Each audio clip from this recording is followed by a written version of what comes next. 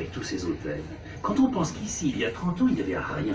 Une grande plaine balayée par les vents. Autant dire que les vacanciers qui passaient sur l'autoroute filaient vers les plages sans s'arrêter.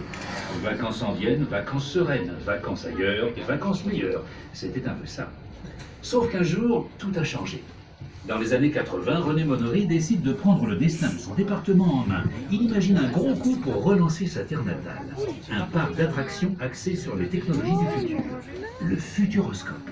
Et oui, l'homme est plutôt du genre à regarder l'avenir quand d'autres viennent tout juste de comprendre le présent.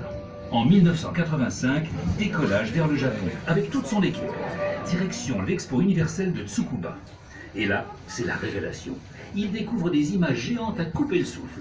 Ils comprennent que le futur, c'est les technologies de l'image. Du coup, plutôt que des sushis, ils préfèrent ramener du pays du soleil levant un écran de 600 mètres carrés avec un système pour projeter un film de 30 mètres de haut. Et pour abriter ça, le Kinemax sort de terre. Le pavillon en forme de cristal, à côté du lac. Le premier parc d'attractions en France est né. Ta-ta-ta-ta, le 31 mai 1987, le Futuroscope ouvre ses portes.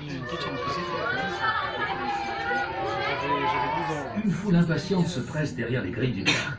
Mais il faut dire qu'à l'époque, c'est plutôt intriguant cet ovni posé au milieu de rien. Succès immédiat. 250 000 visiteurs dès la première saison. Et ça continue à augmenter pendant des années. Le Futuroscope s'agrandit. En 1996, c'est décidé. Le parc ouvre toute l'année. 2 jours de visite et on dort sur place. Une vraie destination de vacances. Grâce à ça, le Futuroscope fait travailler plein de monde. À l'époque, le parc, c'est comme un aimant.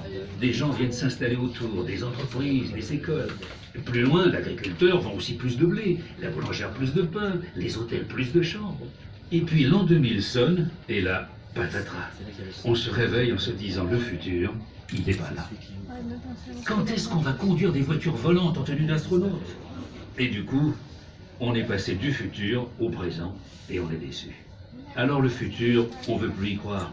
On préfère aller visiter des châteaux pour savoir d'où on vient plutôt que de savoir où on va. Et le Futuroscope en souffre un peu. Action-réaction. Une nouvelle équipe est placée à la tête du Futuroscope et avec elle, le parc change de cap. Les grandes images, on en garde.